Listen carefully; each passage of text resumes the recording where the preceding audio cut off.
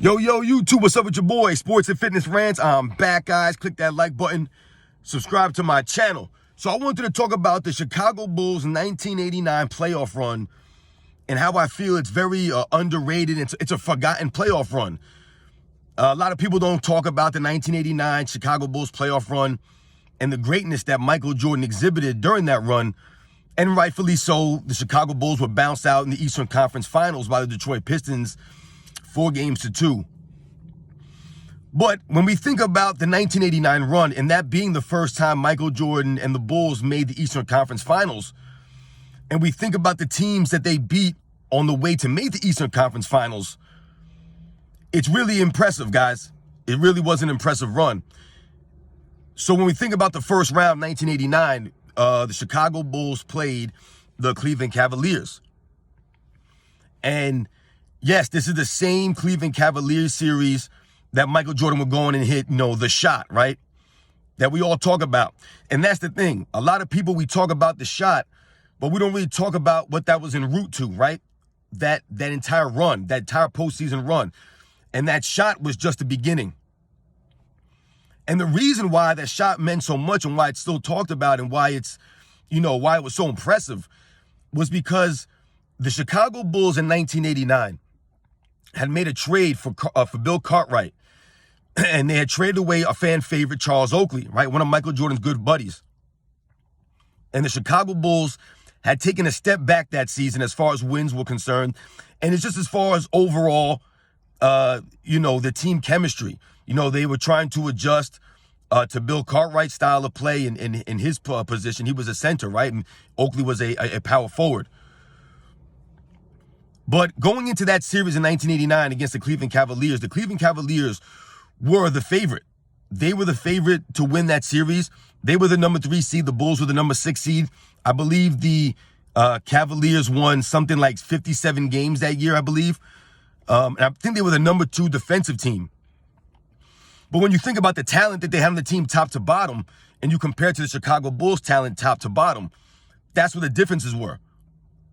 Now, yes, the Chicago Bulls had Michael Jordan, Scottie Pippen, and Horace Grant as their main 3 players.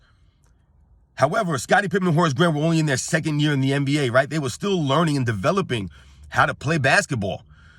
So their next really main player would be Bill Cartwright, the veteran that they had just traded for in that offseason. But the Cleveland Cavaliers had players that were established, guys like Brad Daugherty, guys like Larry Nance, guys like Mark Price, guys like Mike Sanders, guys like Hot Rod Williams. They had players, guys like Craig Elo, guys like Ron Harper. So you see how deep this Cleveland Cavaliers team is, top to bottom. So that's why the Chicago Bulls beating the Cleveland Cavaliers in that first series with Michael Jordan hitting that shot, that's why it was so iconic. The Bulls are not supposed to win that series. We all know about a lot of those reporters, and a lot of those journalists picking the Cleveland Cavaliers in 4 games and in 5 games. And then Michael Jordan, going up to them and saying, tonight we're going to prove you guys wrong before they would go on to win that game.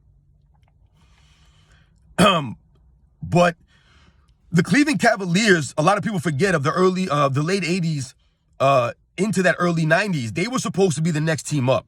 They were supposed to be the team to rival the Detroit Pistons, right? They were supposed to be the next team coming. Like I said, when you think about the talent that they had, they were coached by Lenny Wilkens, who was a Hall of Famer.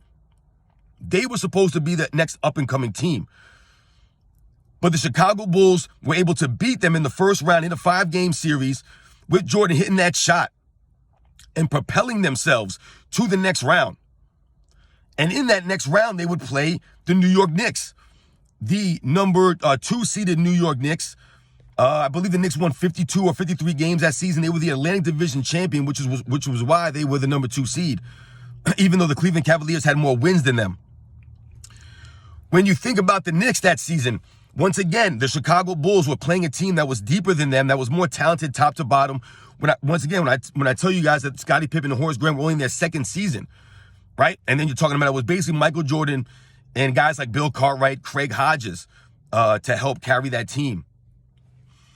So when you think about the New York Knicks being the number 2 seed, being coached by, I believe, Rick Pitino, being anchored by Patrick Ewing, when you look at their roster, they had Patrick Ewing, Mark Jackson, Gerald Wilkins, Kenny Skywalker, Rod Strickland, and the newly acquired Charles Oakley.